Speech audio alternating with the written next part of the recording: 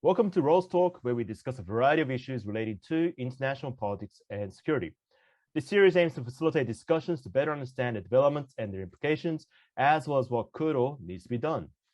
As always, I'm your host, Ryo Hinata-Yamaguchi, Project Assistant Professor at the Research Center for Advanced Science and Technology of the University of Tokyo.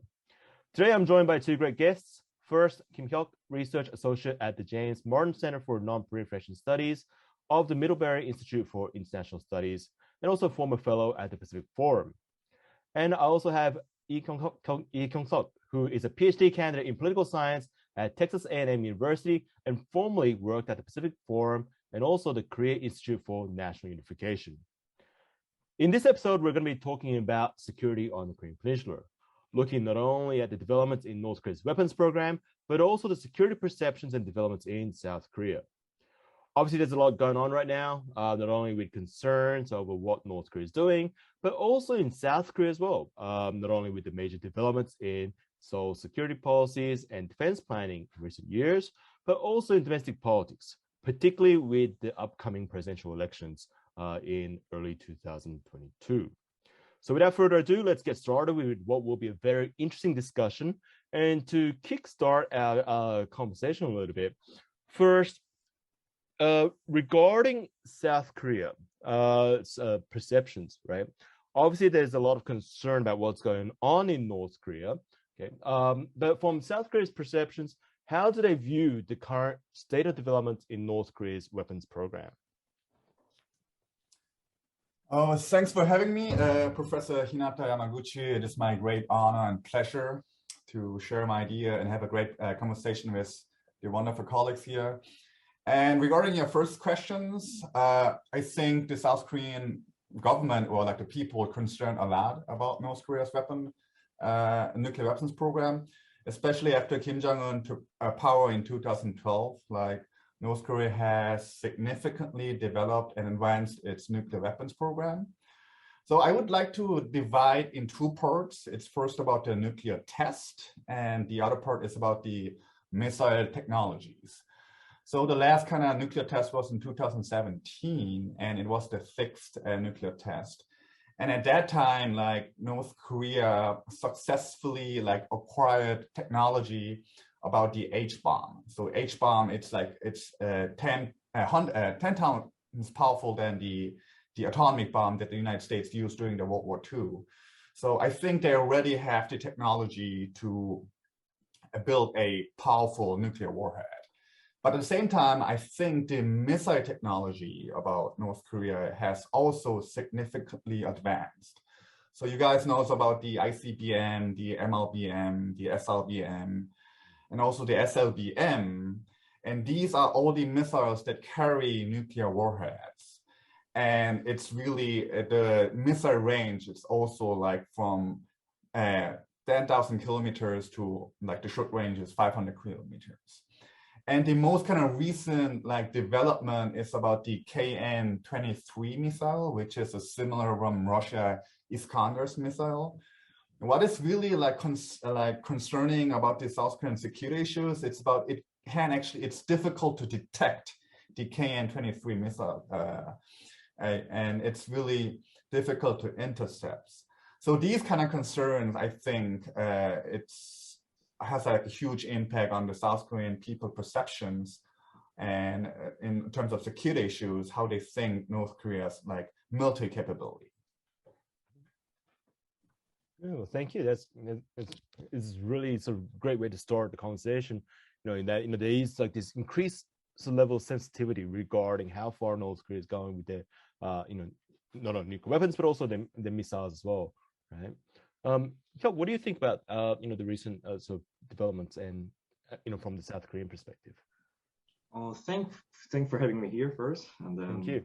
So Kyung also gave us really good overview of the current status of North Korean nuclear and missile program. So I would like to also discuss about maybe recent trend, particularly focus on because Kyung focused on maybe more destructive power of North Korean nuclear weapons, while I want to discuss about the miniaturization of their warhead. So for nuclear weapons to be deliverable, it is essential to minimize the size of weapons, meaning that it should be lighter and smaller than enough to be topped on the ICBM or other ballistic missiles. So let's look at the recent tests. For example, in 2016, there were two tests. In January 2016, North Korea claimed that they succeeded in testing a pilot version of hydrogen bomb. And in September 2016, they claimed that it was miniaturized to be mounted on the rocket. Then combining those two aspects, one hydrogen bomb and the other is miniaturization. In 2017, North Korea claimed, quote, the H-bomb test was carried out to examine and confirm the accuracy and credibility of the power control technology and internal structural design newly introduced into the manufacturing H-bomb to be placed at the payload of the ICBM, unquote. So there are three keywords that we have to focus. One is H-bomb, another is power control technology, and the other is structural design for the ICBM. And those are the elements for the weapon to be deliverable. So still there is some debate whether H-bomb claimed by North Korea is actually boosted fission bomb or two-stage thermonuclear weapon. But however, if North Korea really succeeded in making a small nuclear weapon that can be mounted on the ICBM, then North Korean nuclear program becomes really imminent threat. Then our focus should be not just nuclear type of nuclear weapon itself, but more like their delivery capabilities, such as re-entry vehicles and also related research and so on. Right. And also, there's one other thing that, we can add here is that, of course, there's a lot of concern over North Korea's nuclear weapons program, but also, we see developments in other areas too, right? In the North Korean military, we see some new cohort of conventional weapons capabilities, being unveiled in North Korea. Although sometimes you might question how capable they actually are, but there is also another area that we do need to pay attention to, and that is cyber weapons capabilities, right? Cyber warfare capabilities, and also electronic warfare capabilities as well. Because North Korea understands that they are technologically inferior to the United States, South Korea, Japan, right? So they need to sort of find other ways, right? And that's asymmetric warfare. And so again, cyber is one major area that North Korea's been working on. Electronic warfare is also another, and also that North Korea has always been talking about hybrid warfare, for the last 70-something years, right? That espionage, right? Information warfare, psychological warfare, all those things are important too, right? And so again, obviously, there's a lot of things going on in North Korea in the last several years that South Korea is obviously very alerted by, right? And also, to some extent, the United States as well, and also Japan. But again, going back to South Korea, how has the current state of affairs, right, affected the public opinion in South Korea, as well as Seoul's security policies? What do you guys think about that?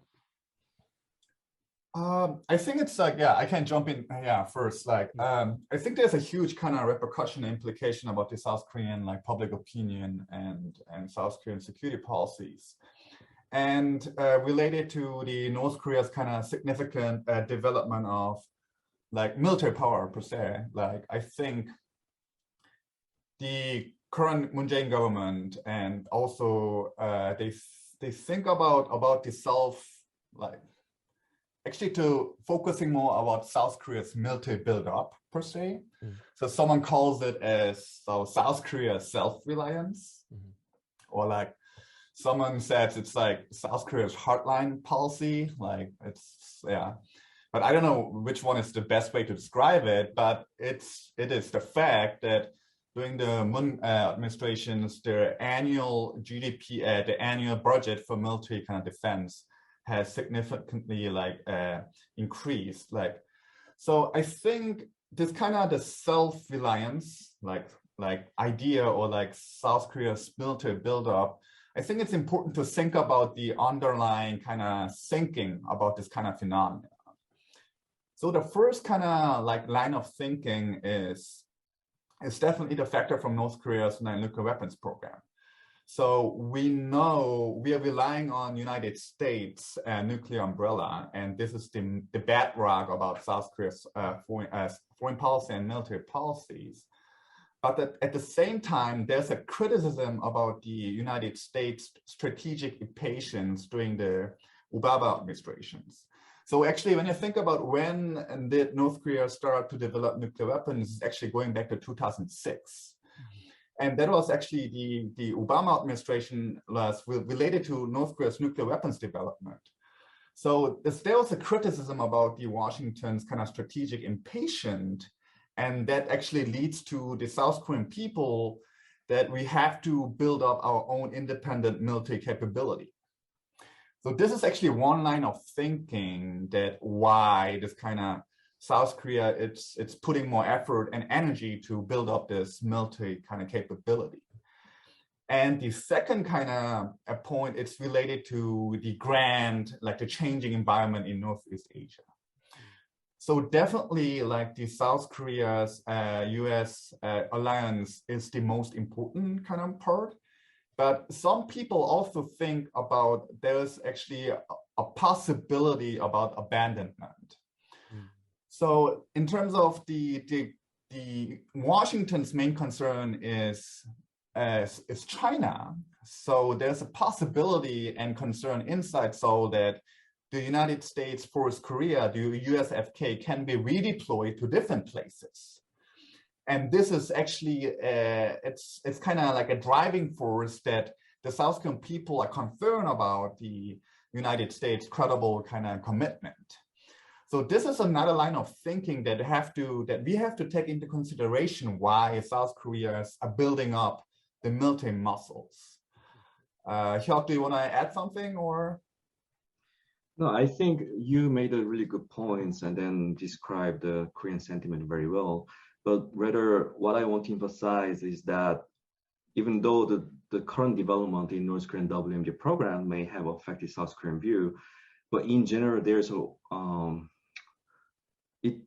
in my view, based on my observation, it is always two types of nationalism within South Korea that really doesn't change a lot.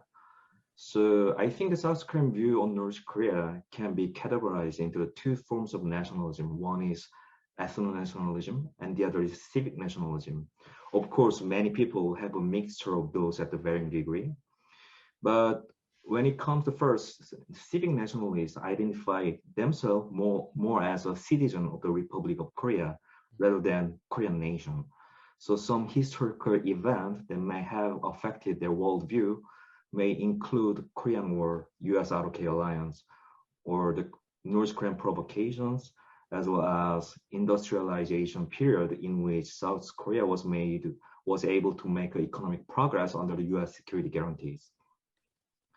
So from their point of view, national security of Republic of Korea is the most important, and any formula for reunification or denuclearization that can compromise the US ROK alliance or national security cannot be accepted at all. So, but when it comes to the neighboring country like Japan, they accept the reality that they should cooperate with Japan for the regional security as well as maintaining the relations with the United States. But on the other hand, the ethno-nationalists in South Korea put more emphasis on restoring national unity as the Korean nations. So some events that may have affected their view may include Katra theft agreement, which is legally disputable, or Japanese colonial era, US-USSR trusteeship, or military dictatorship in South Korea, which suppressed the democratization movement in 1980s. So they tend to have more little bit anti-Japan sentiment, while the reunification with North Korea is very important for them as a Korean nation. In addition, the generation who led democratization movement in 1980s, they used to have some sort of little bit anti-US sentiment since the US administration at the time turned a blind eye to hard suppression of such democratization movement by the military government in South Korea. So, but those generations now, they become politicians and they understand the reality that US ROK alliance is very important for South Korean national security as well. While they are a bit more open to some reunification or denuclearization formula that may involve some modification to the alliance or related activities, such as reduction of US ROK military exercise and so forth. So I think this in South Korea, like it's like almost like 40% and 40% for each. And then depending on political circumstance, rather than North Korean provocation, maybe it will affect, but depends on who has the power, who they support, how the public consensus has been made. They can vary between 40% to 6%, 60%, and so forth. It is my just general observation. Yeah. Yeah. I mean, that's I have like two fingers on it, and Kim Hyuk, and it's like, and I think it's like Kim Hyuk like raised a really important kind of like issues about how the people think about like South Korea self-reliance. I don't like the word South Korea self-reliance. Yeah, that sounds strange. I like the word like South Korea's military build-up. So yeah, but like, so I actually like I introduced two lines of thinking, the background, why the South Korea has increased its military muscles. But it's really interesting to point out there's two lines of reactions also in South Korea. So the one line of reactions from the like a progressive, the liberal kind of camp, and the conservative camp. It also has a reactions about this kind of about the United States foreign policies. So this kind of the military like the buildup is actually is driven from the liberal camps. And the conservative camps, actually, they still think that Iraq-US alliance is solid and the US kind of security commitment to South Korea is ironclad. So the way of thinking how the leaders in different camp actually defines and will decide the future South Korea's like military build-up strategies. So yeah, like I would like to talk more about this topic if you have more time, but there's some limitations here. So yeah, so we can come back to this kind of topic afterwards, or like, yeah. Yeah, I mean, both of you raised some really good points here, right? Although there is actually one other factor that I would add is that, although we talk about politics here, there's also like an economic aspect to this as well, because South Korea is exporting a lot of military technologies nowadays, right, compared to before. And so there's that part too, that it sort of helps South Korea's trade profile, right? There's that trade aspect that sort of pushes this military build-up or all these new defense planning projects and so forth. But again, going back to the two types of nationalisms, right? Having lived in Korea, I have seen that, right? And again, because of that, this is where you have two sides that have similar thinking on some things, like strengthening, the military of South Korea and so forth, but they, collide with one another when it comes to how those weapons are used, or what the strategies actually are, right? And this is where things come down to alliance with the United States, outreach to North Korea, or sort of how to reconcile with North Korea, and also the relations with other regional stakeholders, be it China, Japan, or situations such as Taiwan Straits, South China Sea, or whatever else. Okay, so that's a really good point. But just to go back a little bit to domestic politics once more, to what extent do these external issues, including North Korea, right, impact sort of elections in South Korea? You talked about that 40%, and then 20% that sort of swings a little bit, right? But are these external issues the big sort of decider in terms of South Korean elections, or not? What do you guys think? Kim Hyuk, you can go first this time. I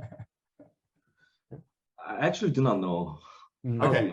There should be a more systematic study about it, but then yeah, I can jump in then. I really don't know. Yeah, I think the impact of external kind of security environment on like the upcoming elections. I think there would be a minimal impact on the elections. So it's always, if you see the American politics, Japanese politics, and all other politics, domestic issues are the top kind of concerns that have like a impact on the election results. And one thing to add this kind of line of thinking is the professional expertise about the candidates of South Korean election, the Lee Jae-myung and Yoon Suk-yeol, they special professional expertise. So they have relatively lack of knowledge to independently evaluate which one is a good strategy or which one is a bad strategy. So they most really rely on the national security team or like a national security advisors. And so this is the main kind of thing that it's usually like because the leading kind of candidates have relative lack of knowledge. So I don't think they will put this kind of topics into the battle of the elections. But and the upcoming actually election is in March, and definitely we can watch more about the debate, the official debate, the upcoming debates, and we can then see how the candidates think about the South Korean foreign policies and their blueprint about future like how South Korea should act. This is my kind of first my idea or like opinion that pops off my head right now. Okay, yeah, because we still have 3 to 4 months left, right? And that's a long time in Korean politics, right? Korean politics is known for its fluidity, right? And so, yeah, the big question is going to be, is it going to go back to the old progressive versus conservative debates that we've seen in the past, or are there going to be some new factors, right, or new aspects that will be added to the debates regarding South Korea's national security, right? Obviously, a lot is about domestic political issues, economic issues, obviously, right? Also, there's probably going to be things regarding COVID-19 in there as well, right? And also another topic that has gained increasing attention in recent years in South Korea has been about national identity, right? What does it mean to be the Republic of Korea, right? What does it mean to be Korean and so forth, right? But again, regarding North Korea, right, and even to some extent, China, Japan, the alliance with the United States, right? The key part to watch, right, as you just said, is that the topics of debate regarding those things, are they going to change, right? Is there going to be a different approach or different perspectives towards those kinds of issues? Okay, and so let's move on to the third topic, and that is, well, what are the prospects and issues in the peace process proposed by the current Moon Jae-in administration, or sometimes, some people say carried on from previous administration? Not just in terms of reconciliation between South and North Korea or the United States and North Korea, but also arms control, denuclearization. What are the prospects and issues there, right? And what are going to be the issues for the succeeding administration in the Republic of Korea? Can I start first? Sure. I would rather touch on more fundamental issues, maybe as a kind of overview that I did in the past. So maybe Kyung may add up something more current issues later.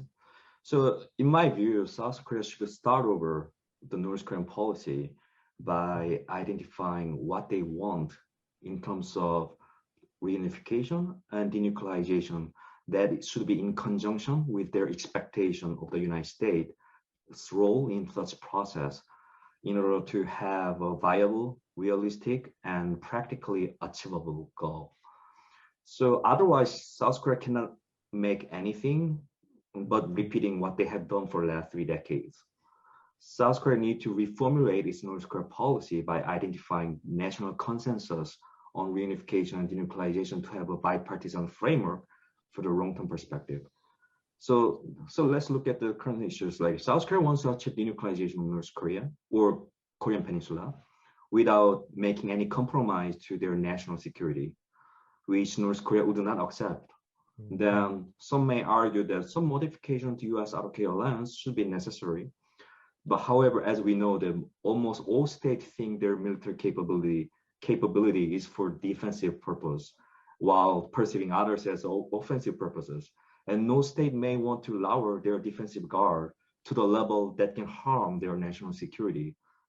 So in addition, like even if South Korea tried to lower its defense posture by changing the scale of the US ROK alliance or their presence in the South Korea, North Korea would not completely give up its nuclear weapons since newly perceived threat can arise in the region, such as, let's say, potentially increasing Chinese influence in the region in the vacuum of US power, or the North Korea's deep animosity against Japan. So in South Korea, both liberals and conservatives turn blind eye to what North Korea has demanded for the last 6 decades, basically, such as reduction of the US role presence in the Korean Peninsula. North Korea has argued that reunification and denuclearization is hard security issues. It's not the soft security issue. This means that economic and cultural cooperation cannot be a fundamental solution. At the same time, the sanction may not end North Korean nuclear ambition either. So those sanctions and economic cooperation are just merely a tool to bring North Korea to the table, but it cannot be a solution. We need to know that. And then most important is what we talk with North Korea is the important.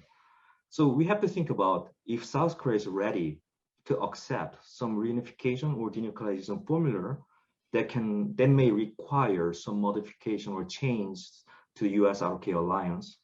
If South Korea is not ready to, or if they do not want to, then maintaining the status quo while trying to prevent escalation or having a cap in North Korean nuclear capability might be just practical goal.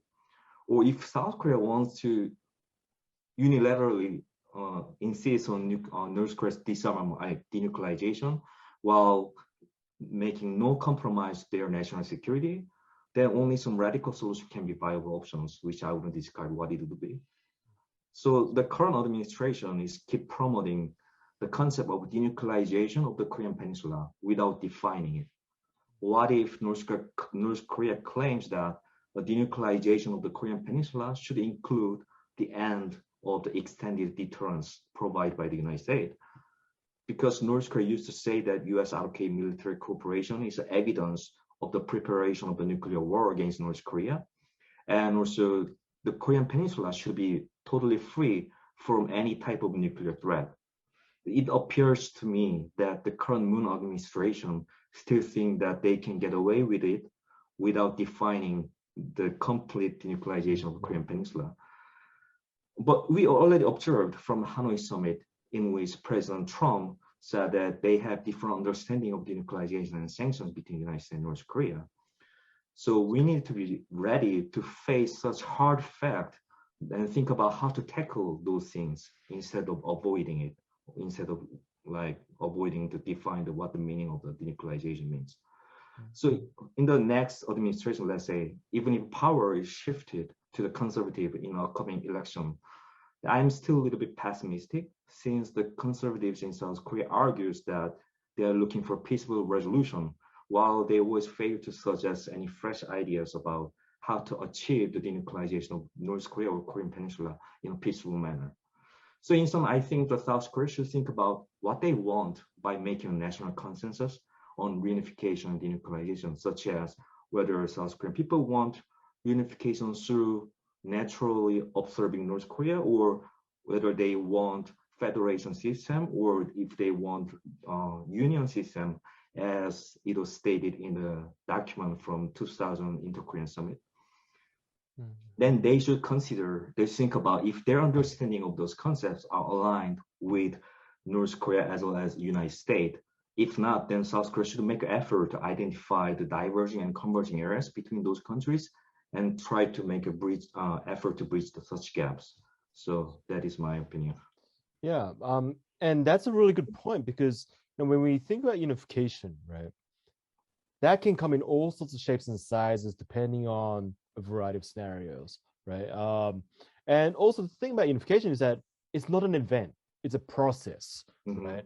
Exactly. And again, this depends on a variety of factors, right? How that's going to unfold, right? But what we do know is that, regarding North Korea, their ideas of unification is naturally different from that of South Korea's, right? As you mentioned. right? It's also, true that, it's hard to think North Korea will accept any model of unification if it is going to compromise their, well, not just sovereignty, but their political system as well, right? That's something that we do need to think about. Okay, and now obviously when we think about the peace process, unification, and so forth, that requires more thinking, right? The developments in the last couple of years, right, or if not more years, has complicated a lot of things. We talked about North Korea's nuclear weapons program, cyber, like electric warfare, right? Are we missing any sort of technologies or any aspects of North Korea's, military buildup, that we need to pay more attention to?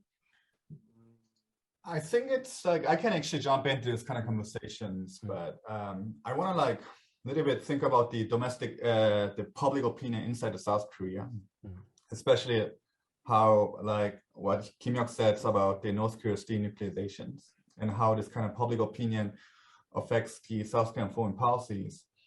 And one thing it's too important to report is the majority of South Koreans are skeptical about North Korea's denuclearizations. This is a really important point, that there's a discrepancies between the elites level, especially the liberal elites level, how they think about North Korea's denuclearization, and in the public level, how the public think North Korea's denuclearizations. And there's actually a growing gap, especially for the younger generations. They're more rational. So when we think about, when I say younger generations, they are usually 20s or 30s. And when you think about the old generation, it's above 40s, 50s. So this the younger generations are more skeptical, and overall the South Korean public opinion are really skeptical about North Korea's denuclearization. That factors actually drive South Koreans' foreign policy and military policies. And one thing, it's a growing, increasing support for the South Korea's nuclearizations, nuclear weaponizations. But this is actually pretty high during the conservative government, during the Park Geun-hye government. But also this the underlying factors, they are skeptical about North Korea's denuclearizations, but they support for South Korea's independent nuclear weaponization is influenced by the government type, whether there's a liberal government or conservative government. But so the one thing I want to point it out, it's how we think, but these the public opinion on the South Korea's nuclear weaponizations didn't include a really important effect, which is the cost of nuclear proliferation. Yes. So all this public polls, they didn't ask subjects or respondents without the underlying reason. Why do you support or why do you oppose nuclear weaponization? They just ask without asking why. Yeah. But the nuclear nuclearizations actually cause some really important international responses. First is economic sanctions, which cause economic cost. And another really important hostile international responses is preventive strike, for example, from North Korea's a preventive strike. When you think about the 1981 Ushuri things, the Israel bombed Iraq's nuclear weapons to prevent their nuclear weapons development program.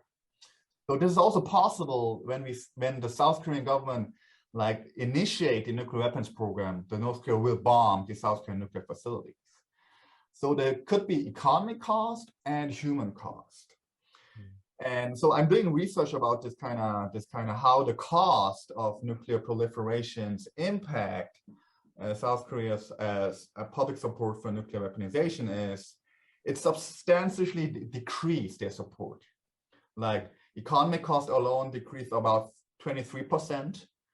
And the human cost, the human cost means casualties, decrease around 20% decrease of public support.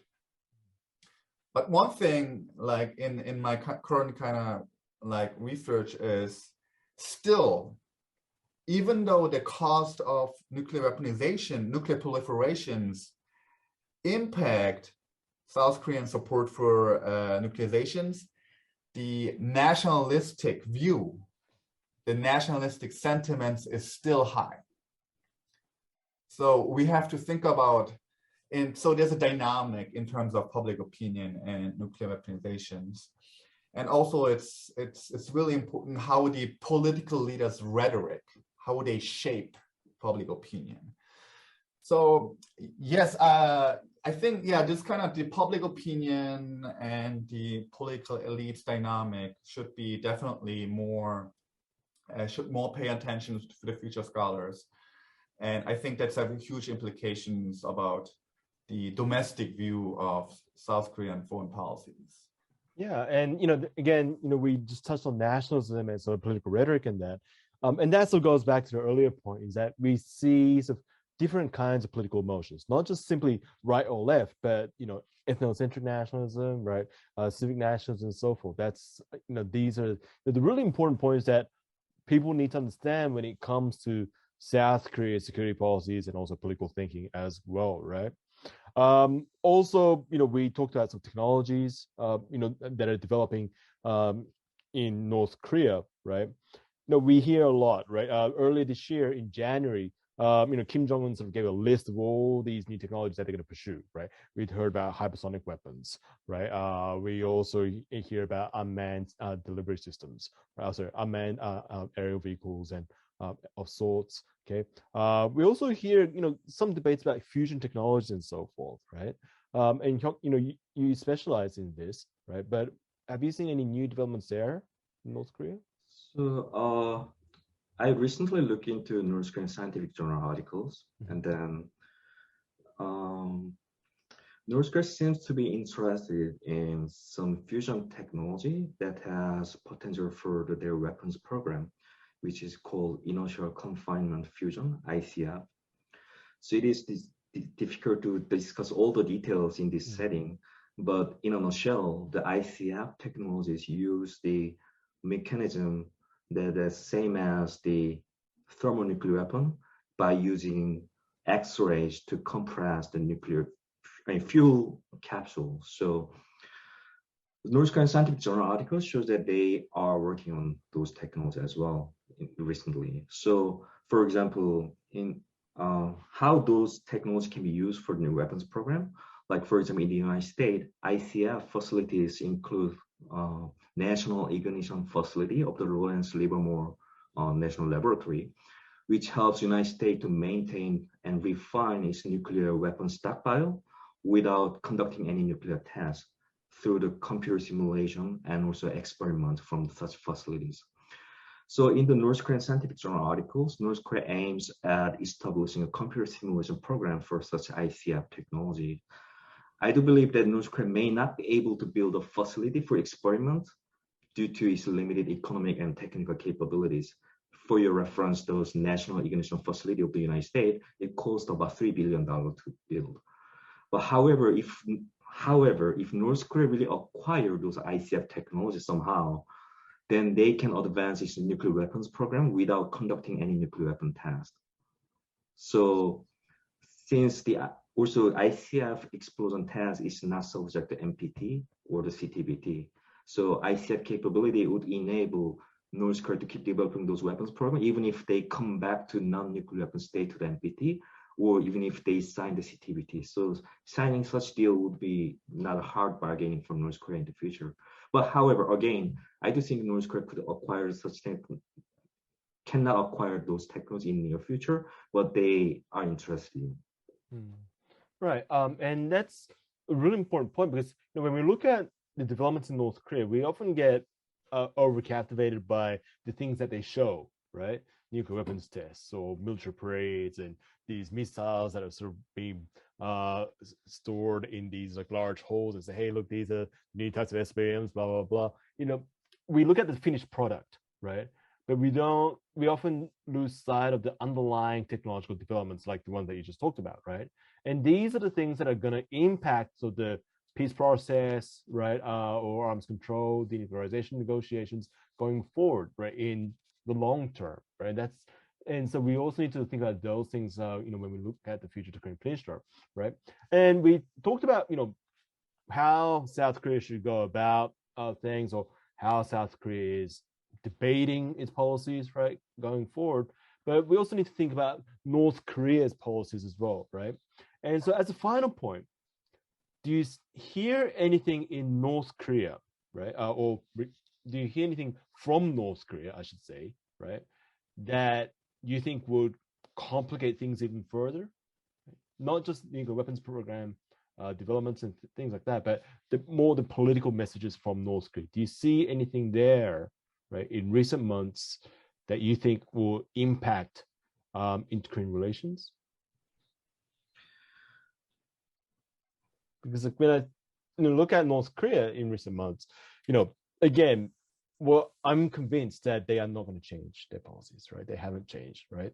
They are probably the most consistent when it comes to policies towards the United States, South Korea, or even the region as a whole, right? But do we see any sort of small rhetoric coming out from the North Korean side that you think is concerning?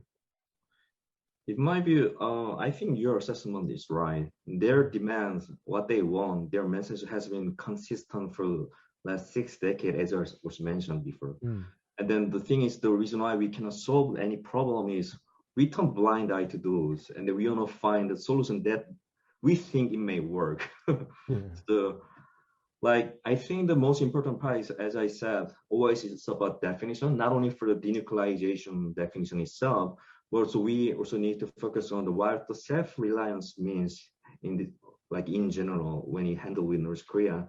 For example, in 1970s, when the high ministerial meeting between South Korea and North Korea, they agreed on certain 3 principles for unification. First one is it should be self-reliance. It should be free from political influence by external actors, and then it should be in a peaceful manner.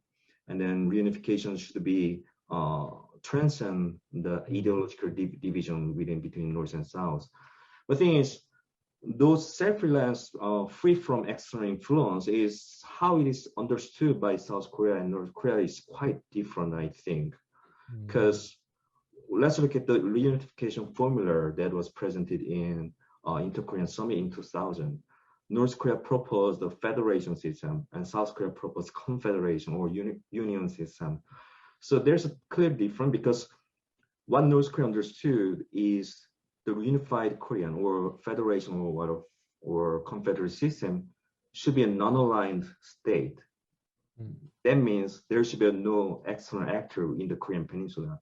You know what that means. But usually South Koreans tend to interpret that in a more convenient way they think for their national security, so that, of course, in the union system or confederation or federal system, there should be a discussion about, North Korea will definitely talk about what it means, self-reliance. But what concerns me is the current elite leaders, such as President Moon Jae-in, once said he doesn't think there's a difference between union and federation system. But definitely it's not, because in the federation system, there's only one government who controls the military and foreign policy. But while unions, you can still have your own sovereignties.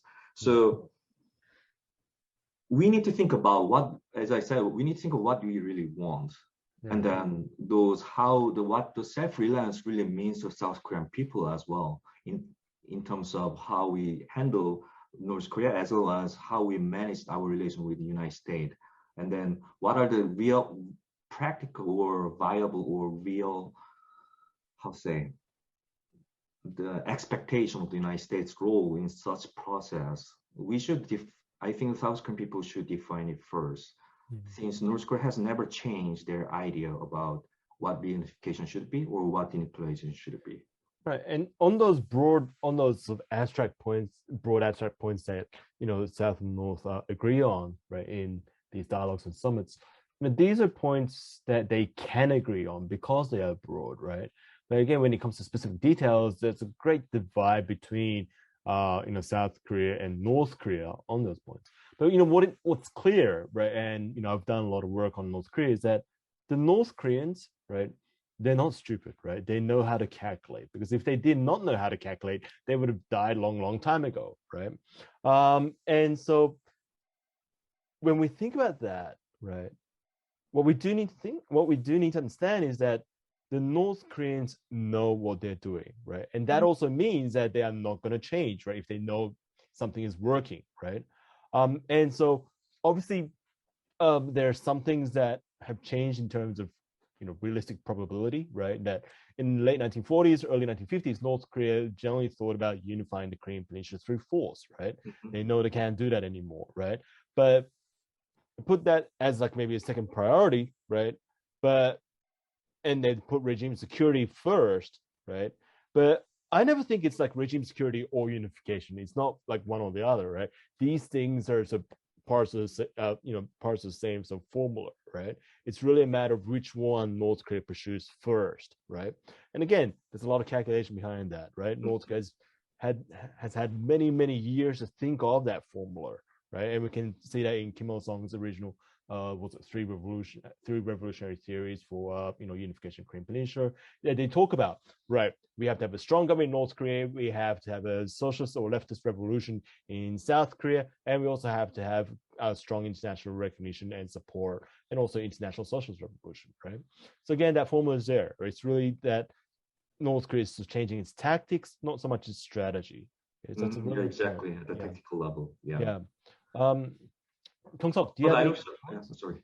Sorry? Oh, Hyuk? I mean, just one comment is, I also think that North Korea also may perceive the reality that even though they had insist on the removal of the US troops from South Korea, however, they also know that it is not feasible.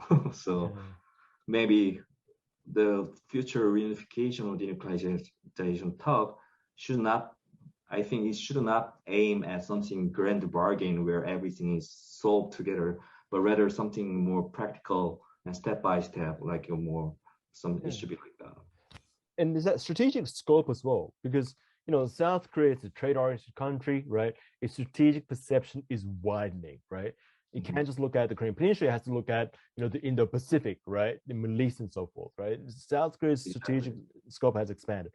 North Korea's hasn't, right? North Korea's strategies has always been about the Korean Peninsula. Even their nuclear weapons is about deterring or defending against the threat from the United States concerning the Korean Peninsula, right? And their trade is obviously very small, right?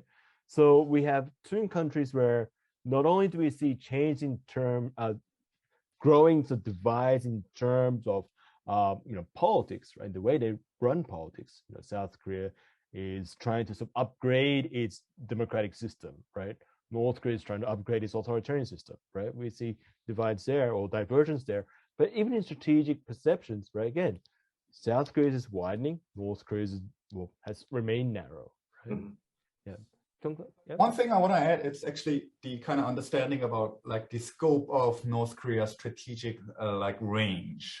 So personally, I think because of the COVID-19 and also because of the economic sanctions, so since 2018, like 17, 18, like the strategic choices that Kim Jong-un can choose is shrinking right now, because the domestic pressure especially for the economic deteriorations, actually, it's a huge kind of burden to Kim Jong-un.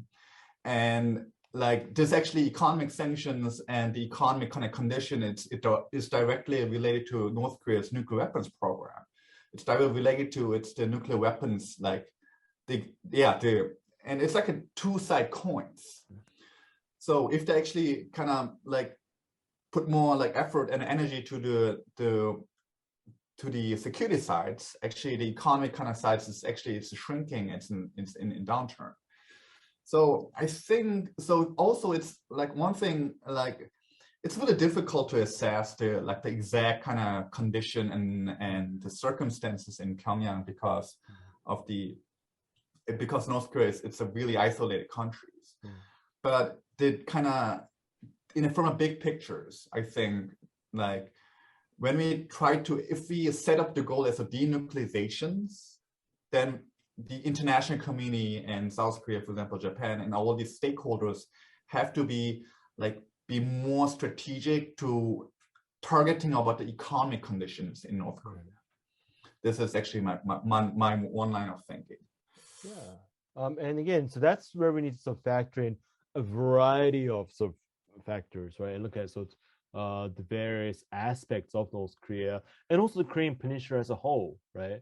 To sort of, come up with and also, press forward with, the peace process, reconciliation, greater security of the Korean Peninsula and also beyond as well.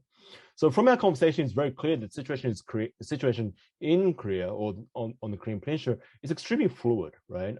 In many ways, like it often has been in the past, particularly when it comes to political perceptions and so forth in South Korea, where there's a lot of sort of complicated, mixture, right, of sentiments and thoughts there, right? And that speaks to, well, not only sort of, political divisions, but the fact that there's still a lot of soul searching, right, in Korea. That's how I sort of see things, from our conversation today. And again, that soul searching is influenced by not only geopolitical developments, but also it impacts the geopolitical developments themselves on the Korean Peninsula and also the Indo-Pacific as well. Yeah. So Hyuk and Kyung, thank you so much for today. I really enjoyed the conversation. We can probably go on for longer about this, but we can still save that for another time. Okay. So it's really great talking with you guys. So thank you very much. Thank you. Thanks for having us. Thanks. Okay.